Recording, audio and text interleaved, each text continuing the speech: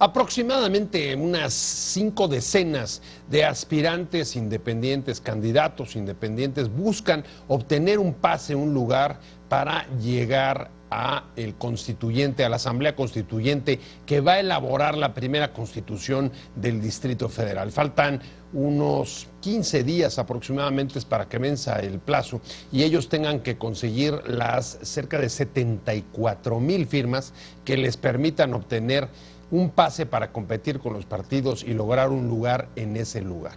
Y la pregunta a esta altura de la campaña es si en el Distrito Federal los candidatos independientes van a lograr abrir el monopolio que sostienen, que mantienen los partidos políticos de la representación popular y, por supuesto, de una asamblea, de una representación como la que va a generar la primera constitución de la capital de la República. ¿Podrán?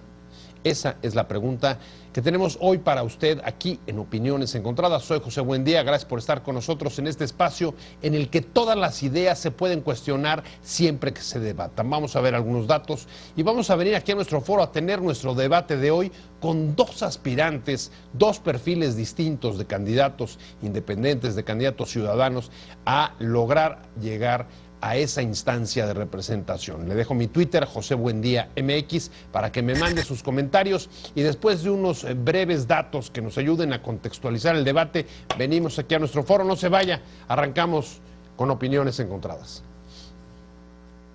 Las campañas de los candidatos independientes para competir por un lugar en el constituyente del DF han sido un camino cuesta arriba y hay bajas expectativas de que un número importante logre las 74,000 firmas de apoyo para competir con los partidos por un lugar en la Asamblea Constituyente. Esta clase de candidaturas tuvieron poco eco en las elecciones para renovar las delegaciones y la Asamblea Legislativa del Distrito Federal hace un año. Pero ahora despertaron más interés con la Asamblea Constituyente, que deberá de elaborar y aprobar la Constitución de la Ciudad de México, una vez que se aprobó la reforma política para dar autonomía a la capital. El momento histórico y la reaparición de problemas graves como la contaminación ambiental puede explicar el renovado interés de los independientes por participar en el proceso y disputar el monopolio de la representación y del poder a los partidos. La clase política, por un lado, anima con discursos esa figura para refrescar la vida política y abrir los espacios a voces marginadas del control de los partidos. Y por otro, les pone obstáculos y cierra puertas para evitar que les disputen la hegemonía de la política. No obstante, el Tribunal Electoral decidió flexibilizar los requisitos y condiciones para los independientes en la Constituyente de la Ciudad de México, al permitir que los ciudadanos puedan dar su apoyo a hasta 5 candidatos y presentar las firmas de apoyo sin copia de la credencial de elector. ¿Cuál es la agenda ciudadana para la Constituyente del DF? ¿Cuál es el costo de sacar una constitución sin su participación? ¿Cuántos lo lograrán? Posiciones. 1. El líder del Sindicato de Bomberos de la Ciudad de México, Ismael Figueroa, es el primero de los 50 aspirantes a candidatos independientes a la Asamblea Constituyente en presentar al INE las casi 74,000 firmas que se requieren para poder participar en la elección del próximo 5 de junio, informó el consejero del instituto, Arturo Sánchez. 2. Los consejeros del INE fijarán un tope de gastos de campaña de 20,300,000 pesos para los 9 partidos políticos para la elección de diputados a la Asamblea Constituyente. Con base en la propuesta que será sometida hoy ante el Pleno, se prevé autorizar un gasto de 182,700,000 pesos en el total para los institutos políticos. En el caso de los candidatos independientes, que también recibirán financiamiento público, el monto privado ascendería a 3,045,000 pesos. 3. Agustín Martínez, junto a Arely Carreón de la organización civil Visitecas, dijeron que lo que les interesa es involucrar a las personas para hacer su constitución. Vamos a robarle a la partidocracia la posibilidad de hacer política, dijeron.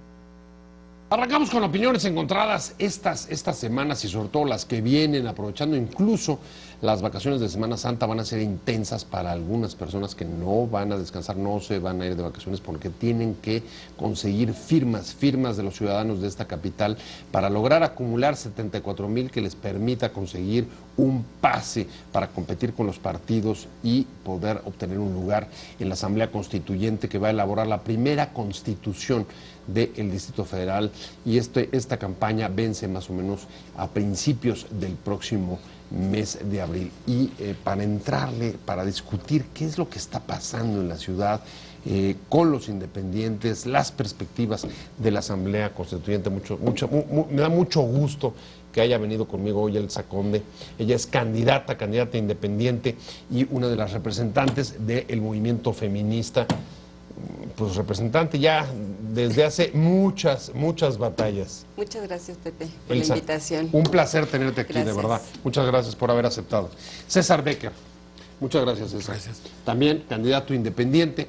Él está compitiendo, igual que Elsa, por obtener y, en definitiva, por tratar de abrir, déjeme decírselo de esta manera, el ostión de los partidos, el monopolio que hasta ahora han mantenido los partidos políticos de la representación de política en casi todos los cargos de elección popular. Y si quieres empiezo contigo. Hay dos temas que a mí me llaman poderosamente la atención, Elsa, respecto a este tema. El primero es, si nos vamos al origen, el año pasado tuvimos elecciones en esta ciudad de delegados para renovar la Asamblea Legislativa, y la figura de los independientes, digamos que tuvo muy poco eco, no prendió, no la pelaron mucho, y la primera pregunta es, ¿qué ha pasado de junio del año pasado a hoy? Porque sí llama la atención que al mismo tiempo ahora se inscriban, son cerca de 50, ¿no? 50 los que logramos pasar a la segunda etapa. O sea, los que están corriendo. De 74 que más o menos presentaron la solicitud. Los Sí. que están en la pista. Exactamente, corriendo. los que estamos ahorita echando carreras. ¿A qué lo atribuyes? O sea, ¿por qué de repente se activó el interés? Bueno, yo creo que en primer lugar, tener frente a nosotros, ciudadanía de esta gran capital, un hecho tan relevante y tan importante como es aprobar lo que va a ser la primera constitución política para la Ciudad de México, sin duda es un momento histórico muy relevante que yo creo que nos llamó la atención a muchos ciudadanas y ciudadanos que no queremos dejar pasar este momento y esta oportunidad de estar. La segunda es que yo creo que estamos también, es una manera también de enfrentar el autoritarismo con lo cual se inicia el proceso, porque digamos que a diferencia de las elecciones que se dan cada 3 años en esta ciudad, este es un momento que no necesariamente, tuvo la participación ciudadana. Lo vivimos mucho incluso como una imposición por parte de los quien tienen el poder en ese momento en la ciudad, de los partidos políticos, pero no hubo participación ciudadana en toda la definición de la reforma política del Distrito Federal y ahora en lo que fue un acuerdo cupular entre partidos. Absolutamente. Entonces, esto yo creo que también una respuesta de ciudadanía organizada para enfrentar lo que va a ser este proceso. Y bueno, pues ya que tenemos herramientas, que son herramientas que no necesariamente, son, o más bien reglas del juego, que no necesariamente las pusimos nosotros, tampoco la ciudadanía, y que son reglas que finalmente no están para que uno compita en equidad ni en igualdad de condiciones con los partidos políticos. Finalmente, jugar con ellas me parece que también es una experiencia para hacerles una devolución y nos están obligando finalmente a que otros grupos se sumen cuando ven esta inequidad. Y yo, en mi experiencia... O sea, otra vez, esta es la ciudad que se crece frente a la adversidad. Si en el origen no, fue un proceso poco participativo. Absolutamente. ¿No? Las reglas son inequitativas, vamos para adelante. Así es. ¿Cómo ves, César? ¿Compartes o en qué difieres? Sí. No, yo comparto plenamente que estamos en un proceso, primero, inédito por la respuesta de los aspirantes. Pues en estos momentos somos aspirantes, todavía no somos candidatos. Para mí, por ejemplo, este es una gran experiencia porque tenemos que contribuir a perfeccionar el sistema electoral mexicano, a mejorarlo.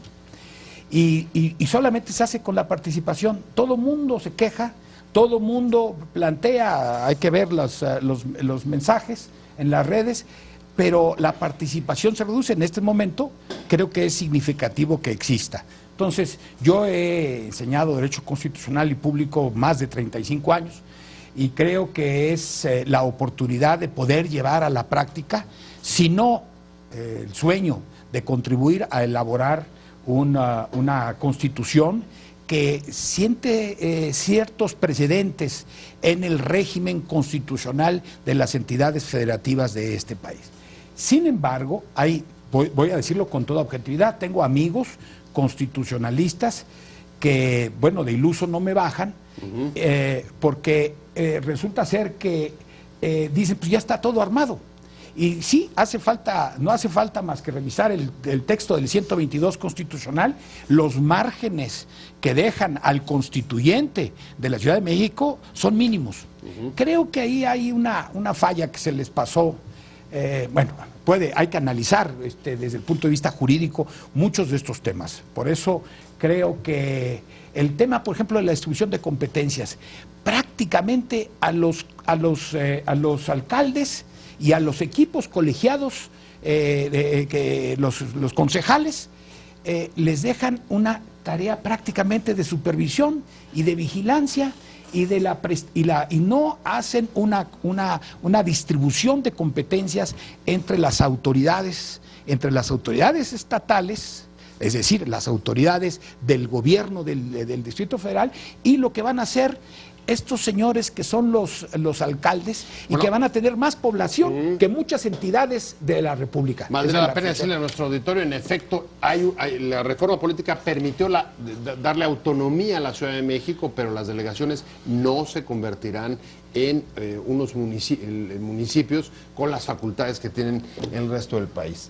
Ahora, ahí hay una segunda cosa que me llama también poderosamente la atención, Elsa, estoy viendo cómo le están trabajando un montón de candidatos independientes y lo que les está costando trabajo conseguir las firmas sin recursos, con poco apoyo. Uno va a las plazas públicas y ahí se los encuentra a ustedes, por ejemplo, están también el movimiento de Luis González Plasencia, el de Tu Constituyente. Hay otros grupos como donde está César. Y sin embargo, de repente ya apareció un candidato independiente que es el líder del sindicato de los bomberos y dice, 70 no, 90. Ya tiene todo. A ver, ¿qué está pasando? Llama poderosamente la atención que gente que ha vivido y conoce el activismo como tú, Elsa, y de repente sabes que conseguir en 15 días, o en menos de 15 días, 90,000 firmas. A ver, te lo pregunto directamente, ¿qué es lo que está pasando? ¿Que las estructuras son las que están operando otra vez, aunque sean candidaturas ciudadanas? Bueno, yo creo que el corporativismo y el clientelismo ahí siguen. Y digamos que las candidaturas independientes, pues evidentemente tampoco se pueden librar así por sí mismas de este tipo de prácticas antidemocráticas y que, bueno, digo, yo no voy a calificar ahora las 90,000 firmas que presentó este candidato, pero evidentemente lo menos que produce es sospecha. Bueno, Esperemos. Produce sospecha y hay señalamientos de que está siendo apoyado por el gobierno de la ciudad. Bueno, y esperemos que realmente ahí el Instituto Nacional Electoral haga su trabajo, que evidentemente pues va a ser. Pero ¿cómo va a hacer su trabajo? Si las firmas, en efecto, cumplen con los requisitos mínimos, porque además pues se eliminaron buena parte de los requisitos, ¿no? Ya no tienes que poner la credencial, nada más la pura firma. De todos modos, ese era un despropósito también. Despropósito, y fueron de las pocas cosas que realmente nos salió beneficiando a quienes estamos ahora aspirando, porque, digamos, nosotras que estamos en las plazas todos los días, estar cargando una fotocopiadora o cosas así para realmente estar respaldando cada firma, sí es un despropósito. Claro. Pero, bueno, pues definitivamente yo sí esperaría que de todos modos el Instituto Nacional Electoral haga su trabajo y que, bueno, pueda en esa pequeña muestra de ciudadanía que va a ir a entrevistar para saber si están dando su consentimiento, pues yo esperaría que pues resulte realmente 90,000 firmas de verdad, ¿no? Tú trabajaste en el IFE. Así es. César. Fui fundador del IFE. Tú tienes una trayectoria, como comentábamos antes de entrar al programa, dentro de las instituciones, y sabes que difícilmente, bueno, te está tocando además vivirlo en las plazas. Así es. A ver, conseguir esas 90,000 así de rápido.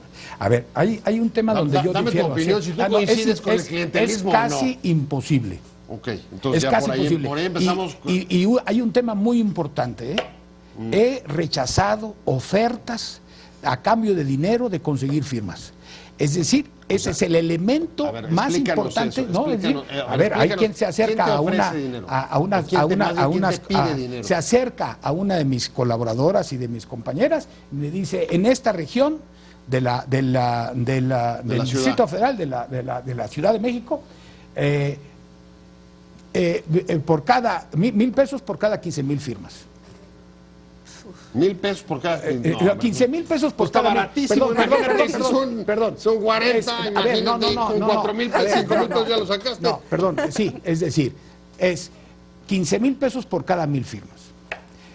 Y exactamente a todos los que se me acercan a hacer ese planteamiento, le digo, exactamente por eso estoy participando.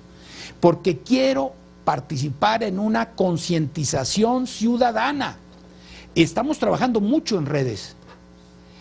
¿Por qué? Porque a través de las redes creemos que podemos contribuir a la concientización. No sé yo si vamos a llegar a las 74,000 firmas, pero sí sé que cada una de las firmas que me han dado, la han dado conscientemente para después de ver mi trayectoria y después de ser convencidos. Estuve pidiendo firmas y me dicen, hubo gente, de cada 10, por decir algo, 4 automáticamente cuando dicen, usted es candidato independiente, no va por ningún partido, perfecto, ahorita le firmo. Pues ahí están todas las paradojas. De cada 10, apoyo de la ciudadanía a los independientes, pero al mismo tiempo los independientes luchando contra el clientelismo y el corporativismo de toda la vida. El Distrito Federal, esta semana particularmente, fíjate, justo en el momento de las campañas de los independientes prolegómenos de la campaña contra los partidos para buscar un lugar, de repente vuelve a ser, digamos, estar en las primeras planas nacionales por un problema gravísimo, que es el de la contaminación, la contingencia, la crisis ambiental que no vivíamos desde hace 14 años. El problema parece haberse dejado olvidado o ignorado, y las críticas a las autoridades por las respuestas que dieron de, digamos, tratar de repartir culpas en un asunto tan delicado para la ciudadanía, nos hablan o nos llevan directamente a pensar, a ver, ¿cuál es la agenda de esta ciudad? ¿Es un tema de autonomía o es un tema de megalópolis? ¿Es un tema de contaminación? ¿Es un tema de derechos? ¿Dónde estamos? ¿Qué tienen que venir a poner los independientes respecto de esta priorización de temas? Bueno, yo justamente retomaría lo último que dijiste. O sea, para nosotras, bueno, nosotras digo porque yo vengo del movimiento feminista, las organizaciones que me respaldan se llaman Ciudad Feminista, y bueno, para nosotras es un tema de derechos. O sea, primero, sin duda es ir por una agenda que sea progresiva y no regresiva en todos los derechos que hemos ganado a las mujeres en la Ciudad de México. En ese sentido, lo hemos dicho. Interrupción de embarazo, matrimonio igualitario, temas como eutanasia. Fortalecimiento del Estado laico, es decir, todos esos temas que han sido, producto de luchas de muchos años, ¿no? Sí, los más polémicos de los últimos 15 años. Así es. Entonces, bueno, esa es la agenda que nosotras, por supuesto, defenderemos ahí, pero también sabemos que es la oportunidad para ir a ampliar los derechos de ciudadanía. Y en esta ampliación de derechos de ciudadanía, tenemos un tema que sin duda nos parece muy relevante, es la economía del cuidado. Es decir, todas estas tareas que hasta ahora siguen siendo responsabilidad y carga básicamente para las mujeres, tendrían que estar realmente ya el Estado asumiendo su papel en ese tipo de tareas, y con eso resolver una cantidad de problemas de inseguridad, de que las niñas y los niños estén solos en casa, el problema de la alimentación, desigualdades, es decir, hay una serie de problemas que se resolverían. Y otro tiene que ver con lo que le llamamos los derechos el derecho a la ciudad, donde evidentemente en el derecho a la ciudad está, por ejemplo, todo lo que estás mencionando de contaminación, donde creemos que ahí sigue habiendo como un interés básicamente económico de crecimiento de esta ciudad, que no está mal, o sea, muy bien que se desarrolle la economía en la ciudad, pero no puede ser el único interés. Es decir, se tiene que preguntar a la ciudadanía, y ahí tenemos una alianza con otros grupos que se llama Sumemos, que son grupos que han estado en movilizaciones del deprimido Mixcoac, en las movilizaciones del corredor Chapultepec, y no porque necesariamente estén en contra. O sea, la cuestión es de que no se le pregunta a la ciudadanía qué es y cuál es su opinión de cómo puede estar funcionando esta ciudad. Algo absolutamente paradójico, porque esta no nos cabe duda que es la ciudad más politizada, más educada, más plural y en muchos aspectos más combativa, y al mismo tiempo es en la que, digamos, muchas veces la participación parece quedarse más corta. ¿Cómo ves? Y no hacer oferta electoral. Esa es otra incongruencia que existe en el sistema. ¿Cómo? ¿Y tú qué piensas? ¿O qué propones? Le dice a uno la gente para darle la firma. ¿O qué te la voy a dar nada más por tus antecedentes? Primer tema del sistema que hay que perfeccionar y en el que estamos incursionando. La agenda, yo por ejemplo, insisto en que me alimenten en la página las ideas y que sean los ciudadanos los que contribuyan. Yo no tengo el presidente de organización que tiene ELSA, por ejemplo, y las organizaciones a las que pertenece. Yo estoy iniciando para integrar una agenda. Y ha habido ideas importantísimas. La gente está disgustada profundamente con temas de corrupción e impunidad. Y la necesidad de limitar el ejercicio arbitrario del poder. ¿Y cómo se hace eso en la Ciudad de México? Más allá de lo que se está haciendo a nivel federal. Pero el tema es que también tenemos que participar con el electorado y decirle que cómo se pone en el texto constitucional, porque la Constitución no es la ley que entra al detalle. Por eso la Constitución debe de tener principios, tiene que tener valores, tiene que tener enunciados genéricos para que de ellos deriven las leyes para instrumentar. Entonces tenemos que tener propósitos generales. Por ejemplo, ideas muy específicas, niños de la calle. Hay una propuesta específicamente que está en la página, en cesarbecker.mx, que dice que el Estado debe ser un tutor sustituto de los niños de la calle. ¿Por qué? Porque no podemos privarlos arbitrariamente con redadas de su libertad. Necesitamos generar una institución jurídica que les garantice, por ejemplo, la formación. Estamos proponiendo también otra idea para que la supervisión de los delitos sea, o de ciertos tipos de delitos que agravan mucho, afrentan mucho a la sociedad, sea presidido por las víctimas de esos delitos, por ejemplo, de secuestro, y que asesoren a las policías y que supervisen a los propios jueces y sean unos observadores públicos. Es decir, la participación social, la utilización de la tecnología para darle transparencia es fundamental. Eso sí se puede volver un principio y luego desarrollarlo. Y todos los otros elementos como la generación de empleo tiene también que volverse en una constitución. Por eso es fundamental que se sepa cuál es la naturaleza de una constitución, qué limitaciones tiene con la constitución política de los Estados Unidos mexicanos, claro, cuáles son las qué competencias puede desarrollar.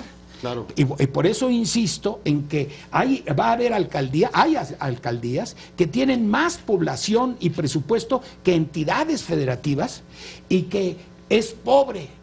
Digo, afortunadamente es pobre la redacción en términos de competencia. Me voy contigo, Elsa. Comentábamos en las próximas semanas por la reforma penal van a salir 30,000 jóvenes de prisión que no tienen delitos de sangre, que es en todo el país, pero ¿y qué vamos a hacer con todos los que salgan del Distrito Federal? Bueno, pues yo creo que lo primerísimo es, espero que las autoridades tengan un diagnóstico, porque ya estuvieron seguramente un buen tiempo todos esos jóvenes dentro de las cárceles, y bueno, yo espero que tengan un diagnóstico y que tengan que ofrecerle capacitación, educación, posibilidades de trabajo, becas, y además me parece que es una política, esa es una buena política, porque adentro los jóvenes lo único que hacen es convertirse en criminales de mayor peso. Y más capacitados. Y más capacitados, así es. ¿Qué vamos a hacer con ellos? Coincido en el planteamiento de tener un registro de las personas, de capacitarlos, de hacer un encuentro para generarles empleos. La responsabilidad social de las empresas debe de ser una realidad y esta es una oportunidad para hacerla efectiva. Obviamente hay que ver los perfiles, las características, las habilidades, las capacitaciones.